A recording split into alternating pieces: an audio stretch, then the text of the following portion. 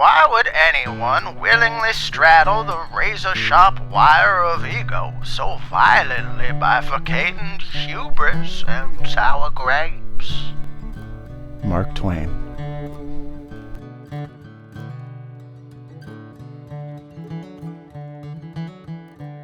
What's happening, Smizmars? Today we begin a brand new day. First of all, I need to earnestly thank everyone who's reached out to me. Their messages have been so... well, they're beautiful. I really love it. It's really incredible. It's a journey through time. It's people that I've cared about that I talk to or drop a note or don't really talk to anymore, but everyone means something to me, and I know exactly who's reaching out to me, and it means so much. This is an awkward thing for me, and I'm not going to sit here for 200 episodes and say, OMG, this is so awkward for me. I'll get over it, right? I have spent so much of my life, from a pretty young kid to now, trying to prove how different I am. And it's weird to do an about face and look directly into the camera and say, I'm sending out a beacon. I need to find some like-minded people. And even though you see there's less than however many views are on that video, I got these amazing messages sent to me, and I really thank you. Second of all, that's not a real Mark Twain quote. I wrote it last night. But it's how I feel about all of this. It's just like too fancy for me to say in earnest into the camera. I'm talking about myself, which is a touchy thing. And on one side is me just boasting, which I don't want to do. I want to be proud of my accomplishments, but I also I even have a hard time writing a status update saying, hey, I finished a new script. I don't know how. I try, and it makes me feel weird. And then also, I'm a 33-year-old independent filmmaker, and it's really easy to be like, well, dude, if your stuff was good, maybe you'd be a huge hit right now. And, I mean, dead ass, right? I know. What else am I gonna do? This is it. This is what I can do. I'm so excited to meet like-minded people. I'm going to talk about everything I grew up on today, and I hope you see yourself in this video, and if you do, reach out, talk to me, comment, all of that. I think we're all looking for each other, and from the response that I got in that last video, boy, am I excited to do this, and I really think this is the right track. So, welcome filmjourners, welcome jelly knots. Those are the two that I'm working on. I don't like either of them. Give me your suggestions. I like Smizmar, but I can't trademark Smizmar. It's Futurama. You love what you love, and then because of people around, you end up running away from this stuff. And it's I think now in this time of life, late 20s, early 30s, where you start thinking man, I really fought against Spielberg for so long, and boy, he was everything when I was growing up. When do you come to terms with that, with yourself? The meeting of this wonderful ideology that you have and the reality of your heart and the things that you genuinely care about. This is a very, very interesting play called The Flick, and it has a quote in it that I think about very often. Everyone's telling me to be myself. How can I be myself if I don't know who I am? And for everything else I gotta say about this play, boy, I won't let go of that. There's gotta be some other people who kind of feel that way. So let's dig in to my goofy past. Like I said, I was trying so hard to be a different kind of a guy, going down these different avenues, finding the movies that no one knew. Let's put it all together and see how many of us have this kind of background growing up. And if you have different stuff, share it with me, because I love it. It all begins with Jim Carrey. No, that's... Before that, man, is Disney. Come on. I think two things very much influenced me growing up. I'm the youngest of 5. There's 7 people in my family. That's a lot of VHS tapes. That's a wide demographic of people growing up collecting VHSs and keeping them on the shelf, and me digging around. And then when I got older, finding my siblings' VHS collections there too, you know. My brother had a copy of High Fidelity and Reservoir Dogs when I needed it. What a wide swath of movies. The other thing that super influenced me was every time I was sick, my mother would go to the video store, and they had some deal that was like 5 movies for 5 nights for $5 or some such. And she would always say, "Get me the 5 stupidest movies that you got." And I would sit there sick and watch Tommy Boy and Young Frankenstein. Willy Wonka was before that. Neverending Story was before that. And it had a very, very big impact. So it's just already an incredible wealth of content, and I'm the youngest of 5. I'm watching a lot of movies. I'm digging through VHS tapes, and I'm watching movies on end, and my father is telling me to go outside. Then I put in Hook again. I very distinctly remember being taken to see Ace Ventura: Pet Detective at the cheap seats by my oldest sister, Sarah, when I was 7 or something like that, and my world changed. It all became about comedy. Hopefully appropriate comedy for my age. I know how we all feel about how Ace Ventura has aged.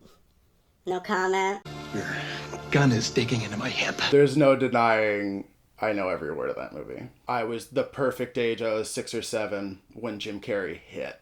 Less Dumb and Dumber, but definitely Ace Ventura and The Mask were big, big deals in Batman Forever. Anyone who knows me knows. Batman Forever is the greatest Batman movie. And then that was around the same time that my sister Lisa was having sleepovers with her friends, and they're 13, 14, 15 years old. So she starts bringing home Billy Madison. Goo!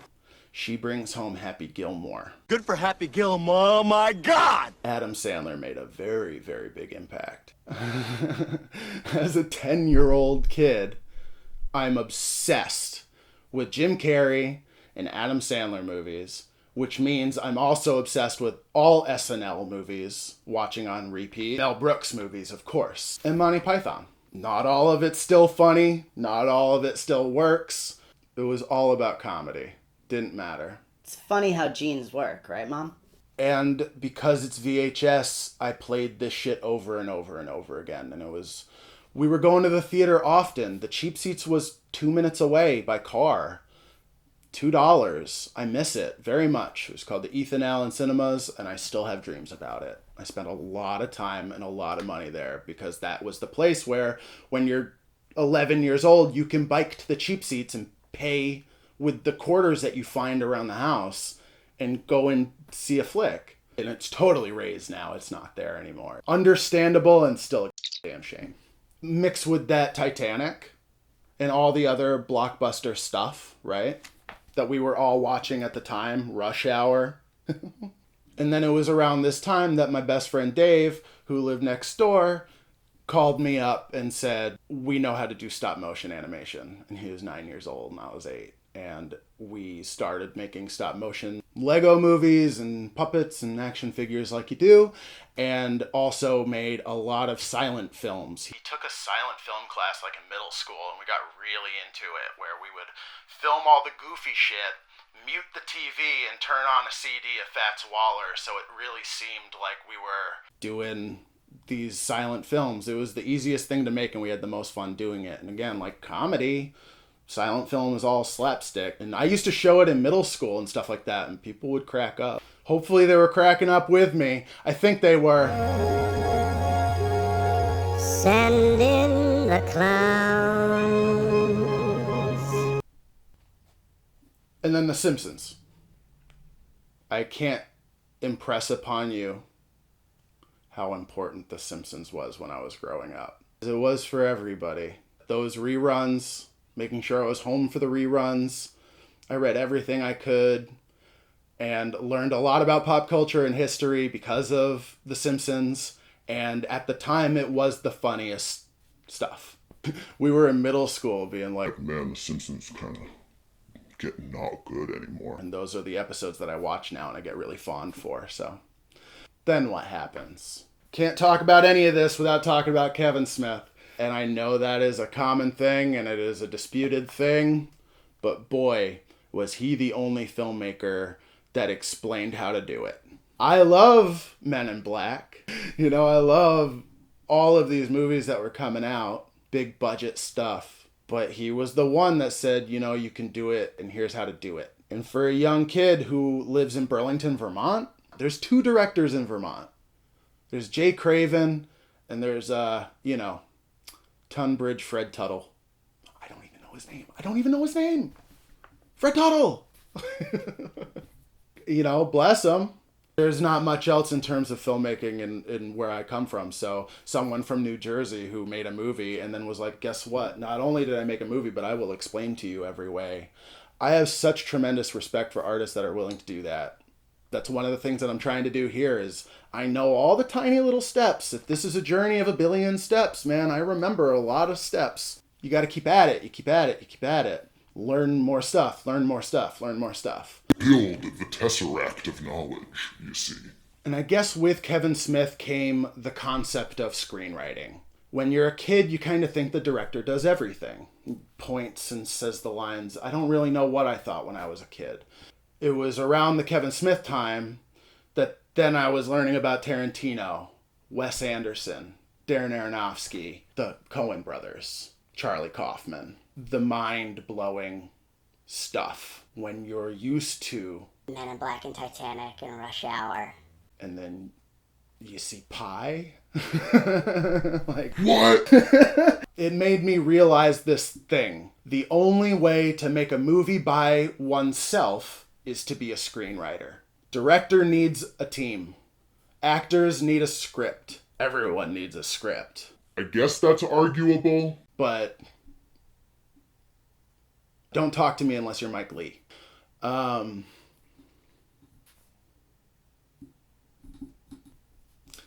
got distracted by my own cheekiness.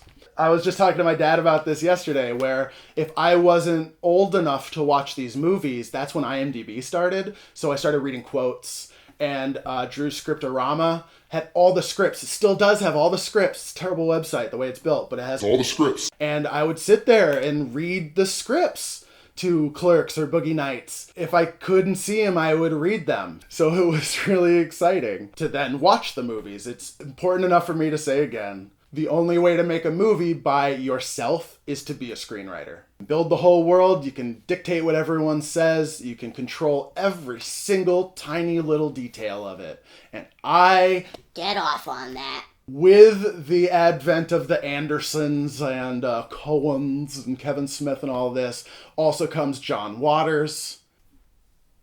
Oh my God. It's not like I had this hardcore John Waters thing, but just to know that that stuff is out there. Ooh, baby. Ooh, baby. That's saucy.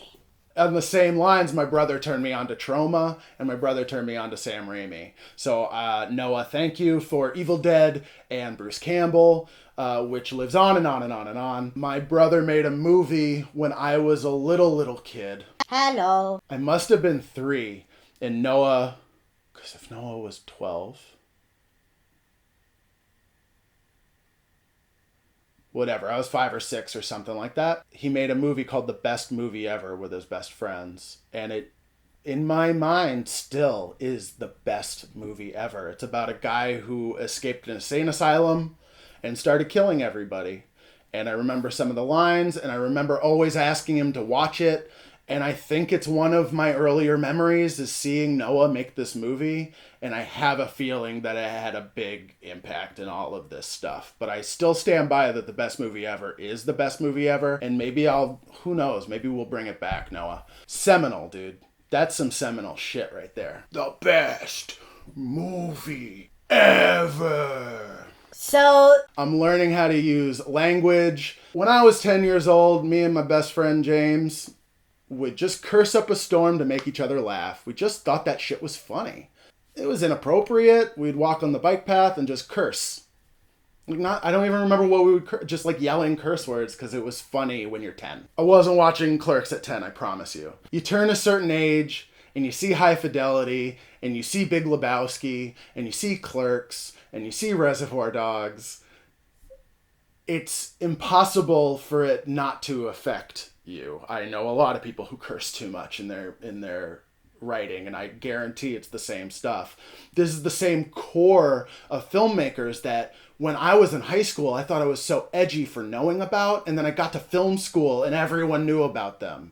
And I was like, oh shit, I better lean really hard on Todd Solondz or something. Which I did. I had to really lean hard on some heavy shit so I could bounce back and realize that what I really love is romantic comedies, to be perfectly frank. And then I guess a lot of other people, you know, I was watching Spider-Man, I was watching Lord of the Rings, I was really into The Matrix. Like, really into The Matrix. As far as that stuff goes. And then, like, the prequels were coming out, and that was kind of gobbledygook. I was... Even in 6th grade when Phantom Menace came out, I was like, I don't like this, and I took a lot of heat for that. I've been a snob for a long time. Should we call ourselves the snobs? Can't trademark that either. So, alright, I'm in high school, I'm still obsessed with The Simpsons, but I kind of am starting to care more about girls than Spider-Man. So I wasn't reading, I don't know what other kids were reading, but I got really into High Fidelity, so I started reading all the Nick Hornby books when I was young. And that had a huge impact on me, about a boy, what was it, How to Be Single. These books that kind of I had no business being, I was really into. God, I can't wait to be an adult. You know, when you're 12 and you watch High Fidelity, you're like, man, Rob really has his shit together. And then when you turn 30, you're like, wow, Rob, you fucking asshole. I was really into what adulthood should be. So I was focusing less on fantastical stuff. I was watching the seminal stuff that you need to see in the theater, but I was really looking for like love stories and edgy stuff and human stories. I've always been about human character plays and stuff like that. I don't know why that interests me more than action set pieces. I appreciate an action set piece, don't get me wrong, but that against Harold and Maude ain't shit. Along with that and my love of like love stories and comedies and stuff like that came that awesome indie wave, the capital I indie wave of the early 2000s, where I got super into Lost in Translation, Garden State, Eternal Sunshine of the Spotless Mind, Punch Drunk Love. I guess in High Fidelity was like, I'm talking about it a lot. I watched that movie a lot. There was a sleepover where me and Dave watched High Fidelity on repeat 2 or 3, 4 times, like in a row, instead of sleeping. And then I lived in Chicago for 15 years, so... Weird, right? And these are movies about what I thought love was. I was just like, I think I just super... wanted a girlfriend since a really young age. And was just really into these stories. I thought it was next level stuff. Meanwhile... the library is open. Anyone else go to the library and rent movies because they'd let you rent anything? That's how I first saw Amadeus. I remember taking a tetanus shot and then watching Satyricon. That was a mistake. And that was about the time I started working at the video store. This is a very long episode, so I'm going to make this a part 1. I'm going to continue on with the influences in my journey through my past of movie... crap. This is a lot of fun and very different for me, and I'm enjoying it a lot more than I thought I would, so I hope you are too. I hope you this all sounds kind of familiar to you and you want to keep watching, because things start getting a little... Well, do they get weird at the video store? Little bit. Has anyone ever seen the movie Marquis? Hört auf, mir vergeht der Appetit. Werben aneinander. Misch dich nicht in meinen Stil. Special shout outs to Dan Hall, Nathaniel Kemp, Dave Hoffman, Matt Gosson. You guys are saving my life. Thank you so much. Hillary Bones, I couldn't do none of this without you. You are so supportive. Thank you so much. Join me on Twitch. I'm going to start writing a script soon. That'll be a lot of fun. We'll do it in real time together. Sub that sub, comment that comment, like that like. Tell me what you hate, tell me what you don't Tell me if you relate. Tell me if I'm just way out there. Watch Scrapers on Amazon Prime. Clean Sheets will be up soon, and I will see you In the future. This town is a part of us all. A part of us all. A part of us all. Sorry to repeat myself, but it'll help you remember.